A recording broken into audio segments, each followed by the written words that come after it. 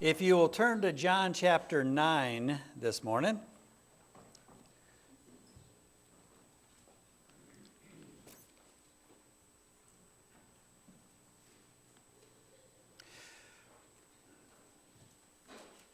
We're going to consider the entire chapter of John 9 as a whole, all one story, all 41 verses. Now, from a 30,000-foot view, it's really about Jesus healing a man of his blindness, and then the man being persecuted, grilled, if you will, about it. You know, it seems as though John spends an awful lot of his allotted parchment time here on an event that, on the surface, wasn't that abnormal for him anyway, wasn't uncommon. In the New Testament, there are several passages that talk about Jesus healing people who were born blind. For instance, there was a man in Bethsaida, Mark chapter 8. Jesus leads the blind man out of the village, puts spit on his eyes, and lays hands on him. Initially, this is the one where the man saw people walking about like trees, and then after a second touch by Jesus, he saw everything clearly. Now, Mark uses 6 verses to talk about that passage. And then the second instance is healing of Bartimaeus in Jericho. Uses 6 verses there. Bartimaeus is a blind beggar, calls out to Jesus as he was leaving Jericho, and Jesus restores his sight after hearing his faith-filled plea for mercy. And then in Matthew chapter 9, talks about Jesus healing 2 blind men near Jericho. He uses 5 verses there. This is where 2 blind men follow Jesus, crying out for mercy. And Jesus touches their eyes and said that their faith had healed them and their sight was restored. And then there are several passages, both in Matthew and in Luke, where it just speaks of Jesus healing the blind. Just a generic healing the blind. Uses 1 verse. But here in John chapter 9, he uses the entire chapter, 41 verses, to talk about healing of a blind man. Now, I'm not going to read the entire chapter. It's probably familiar to everyone here. But because it's so familiar, maybe we miss the whole narrative of what it is really trying to teach us. So to put it in context, let's go back to the beginning. Not the beginning of chapter 9. Referring to the Genesis account. Genesis 1, verses 2 and 3. The earth was formless and void, and darkness was over the surface of the deep, and the Spirit of God was moving over the surface of the waters. Then God said, "Let there be light," and there was light. There was darkness first, and then light. And then in the rest of chapter 1 of Genesis, on each successive day of creation, it says, there was evening and there was morning. In Genesis chapter 1, verses 5, verses 8, verses 13, verses 19, verses 23 and 31, on every one of them, there was darkness first, then light. Just like in John chapter 9. This is, the entire chapter is the story of every Christian, their spiritual life. Consider, for a Christian, their journey from being born blind, as we all start out spiritually blind, and then living a life of wretchedness, stumbling around like a blind person would. And then, at our conversion, being given sight. Not sight restored, but sight for the first time. And then finally, living a life of increasing faith as they endure the persecution of those around them. Because when you really look at the entire chapter 9, that is really what is happening with this man here. So this narrative starts with Jesus miraculously healing a blind man. He's physical blind, but also the beginning of his spiritual awakening as well. Tells about this poor blind man. He is insightful, courageous, if you will, who not only regained his sight, but also gained spiritual understanding as well. So by the end of the encounter here, he recognized who Jesus truly was and stood firm against those who opposed him. So I want to read the first 7 verses of chapter 9. As he passed by, he saw a man blind from birth. And his disciples asked him, "Rabbi, who sinned, this man or his parents, that he would be born blind?" Jesus answered, "It was neither that this man sinned nor his parents, but it was so that the works of God might be displayed in him. We must work the works of him who sent me as long as it is day. Night is coming when no one can work. While I'm in the world, I am the light of the world." When he had said this, he spat on the ground and made clay of the spittle and applied the clay to his eyes and said to him, "Go, wash in the pool of Siloam," which is translated sent. So he went away and washed and came back seeing. So Jesus explains here to his disciples the deeper reason why this man was born blind. It was to allow God to show his work through the man's healing.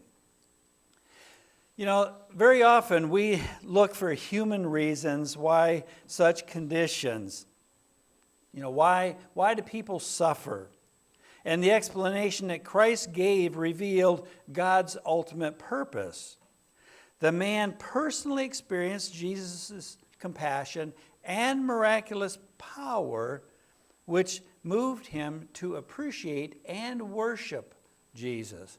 Because we're not going to jump right there now, but in verse 38, you can look at it. It says, "And he said, 'Lord, I believe,' and worshiped him."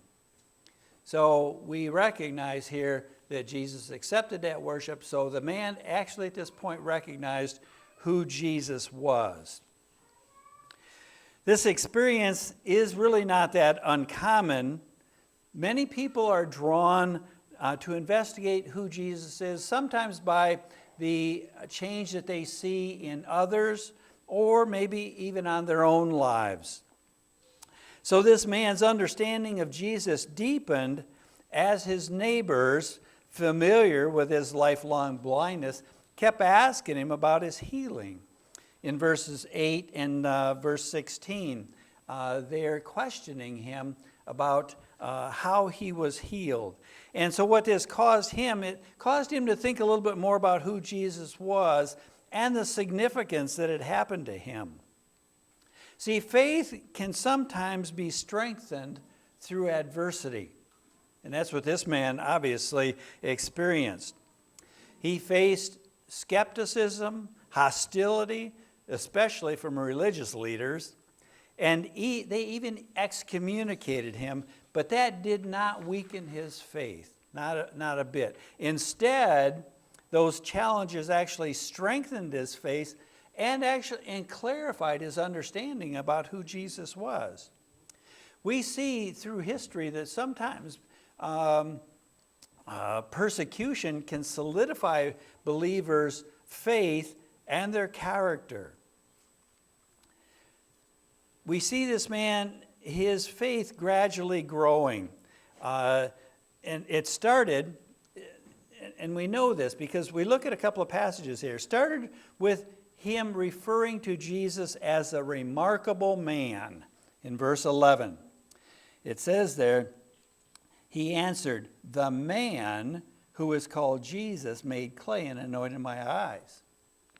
And then in verse 17, he grows a little bit. He says, so they said to him, the blind man again, what do you say about him since he opened your eyes? And he said, he's a prophet. Not just a man, but now he is a prophet. And then in verse 38 is where he, as I just read, that he worshiped him. So he saw him as divine. So he went from a man to a prophet to God in just these few verses. So each step built on the previous one, and it was guided by unfolding revelation about in his own mind and understanding through the different processes we see in these verses. He said, we've never seen any man being, healed of blindness that he was born blind. Never in their history. And he said, no man, it reveals no man could do this. So his faith is continually growing through this whole narrative here. So then the peak of his spiritual journey occurred there when Jesus finally revealed who he was at the end, what I just read there in 38 and surrounding verses. So this man's heart was already open and grateful for what had happened to him, saw not only Jesus physically, but he recognized and understood who he was spiritually. And then his response was obviously, that his faith drew him to the point where recognition of his divinity and accepting him as the Son of God. So this moment of realization was really life-changing to him. He had been healed physically, which is a huge miracle, obviously. But then when he recognized who Jesus was spiritually, that is the true life-changing. So it marked a complete passage from spiritual blindness to the full light of the truth. And it mirrors his physical experience. His statement in verse 25, he says, and though I was blind, I now see, is not only a physical proclamation, but a spiritual one as well. He was blind, and now he can see. So let's kind of dive into the details of this person's life journey. From the disciples' perspective, what is it we see at the very beginning here? They saw this blind man as a living example of divine retribution, similar to Lot's wife, that historical monument of sin. And they were suggesting that his blindness was a consequence of some specific sin. They viewed it as a mystery to solve. Was it because his parents sinned, or was it because he sinned? Have you ever thought about what they were suggesting? That he sinned before he was born? And it really presented a religious challenge for him based on their understanding of sin and punishment. So seeing an opportunity to kind of clear up their question, they asked Jesus directly about the cause of the man's blindness. See, to them, the blind man was just a subject of a theological debate, a person deserving empathy. That really wasn't necessarily their question. They saw him as an example of what happens to sinners. But Jesus' response now, unlike others who overlooked the blind man, Jesus noticed him immediately, and seeing him not as a sinner, but as an individual deserving compassion. How many people passed by him without ever seeing him at all? And how many of those saw him with indifference? You just keep right on walking. Probably the disciples didn't notice him until they saw the master. His attention was focused on him. But Jesus saw him first and saw him not as one that had ever seen him before. Man probably had many eyes that glanced past him or saw him, but never saw him as Jesus saw him. See, Jesus reframed, if you will, the situation not as one of retribution, but as an opportunity to demonstrate God's mercy and power. So he shifted the focus from the punishment to the potential show of God's grace.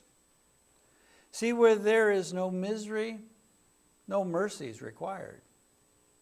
Why show mercy to someone that is not in misery? So the man's condition was beyond any help from a human perspective. But it set the stage for divine display of supernatural power.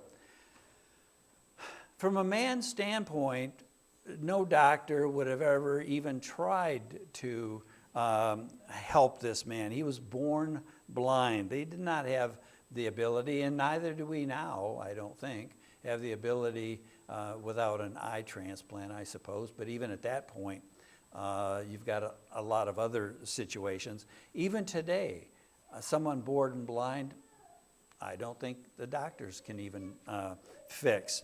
But Jesus didn't see this as a particular problem. So this man's situation was a perfect example, opportunity to show God's grace, changing a supposed curse into a blessing. And this man had the mind that needed enlightenment and a soul that needed salvation. So this man's healing was an opportunity for a clear, observable act of God's intervention, visible and unmistakable in its origin. There was no doubt where this miracle originated. This man was known for his blindness from his birth, and the healing would make him a living testimony of Jesus' healing power, changing his reputation, the man's reputation, from a victim to a beneficiary of God's mercy. But it also reminded Jesus of his broader mission here on this earth. See, Jesus was driven by a sense of urgency, because he says there, we must work, emphasizing the hands-on nature of his ministry. By the way, only the King James Version and the New King James Version says, I must work. All of the other versions, except for like one, which is a really obscure one, all of the rest of them say, we must work. So he's including his disciples and us as well. Jesus' works, while he was on this earth, we recognize they were diverse. They were both physical, they were spiritual. And he viewed his actions as directions from God, not just random acts of kindness. Go out and be kind to somebody today. He was doing the work that God had sent him to do. And he was also aware of the limited time that he has, because he said, while it is day, he had to perform his earthly mission. He included his disciples there in that mission, stressing that they too were called to work. And not just to work, but the urgency of it. See, his mission, as his time on earth diminished, grew even more and more strengthened. He didn't have that much time left. He had to work swiftly, decisively, that everyone... Remember at the very beginning of his ministry, when he would heal someone, he would tell them not to display, not to tell anybody what had happened to him or who had done it. But now, this is unmistakable. He is still in Jerusalem, and this man was born blind. Everybody knew it, and everyone was going to see it. Everyone was going to know about it. He goes in front of the council here in this chapter. So not just the people, but the religious council saw what he had done. So Jesus uses this miracle as well to teach his disciples to use simple means, okay, mud, washing in the pool of Siloam. The methods that he uses obviously were pretty humble, but they were part of a greater plan, really to enhance the man's faith and make sure that the miracle caught the attention of the public. Not just that it was simple, but everyone was going to know about it. Now also, the man's compliance with Jesus' instructions was crucial. His faith, combined with his actions, triggered a miraculous healing, showing how God's power often works with human obedience. Now, the lessons that we would learn from this is that at times, not always, but at times, misery sets the stage for displaying God's mercy, reminding us that his plans are beyond our understanding. We don't necessarily know why, we don't necessarily know how, but when we see it in action, we recognize that only God could have been behind the actions. And also that it requires action and not speculation on our part. Jesus teaches that practical compassion should override any theological assumption on our part. You know, at the beginning the disciples are wondering, well, who was it that sinned? Okay, he's not asking us to determine questions like that or answers like that. We're to act to relieve suffering rather than debate how and why it happened. Christ led a life focused on doing good rather than just thinking or theorizing about what happened in the past. What person really in their right mind, when they see their house on fire, would stop to analyze, now how did this start? Instead of doing everything that they can to put the fire out. There's a time to act, and that's what we gain from this as well. So instead of wasting time thinking about the root causes of human suffering, and it's all around us, we work to ease the pain and the suffering. And there's also a value in following divine prescriptions, if you will. Sometimes the simplest acts, when commanded by Christ, can lead to great changes and followed with our faith and our obedience. Obviously, Naaman comes to mind from the Old Testament. From a human perspective, the method that God uses can sometimes seem simple and insignificant. For example, using mud and saliva, washing in the pool of Siloam, humble acts, but they ended up with a miraculous outcome. So by faithfully following God's instructions, the blind man here was healed. In the same way, we have to trust and obey God's ways. We tap into his power, and it leads to amazing transformations. We're examples of that. In the same way, when we trust and obey God's way, we tap into his power, and it just is, the outcomes are just amazing, and we can stand back and only recognize God had a hand in it. So, your assignment is to read chapter 9 of John, as you do, put yourself in the position of this blind man, in the role that he was born blind, like we were, and be encouraged by the miraculous healing and the new life that Jesus gave to each and every one of us, both spiritually, and as well as the gift of life physically, and then the eternal life that is a result of God's miraculous work. No part of what we can ever do could have accomplished that. So we see this being fulfilled in the entire chapter, and recognize it is the life journey of every Christian. So let's stand, and we'll be dismissed this morning.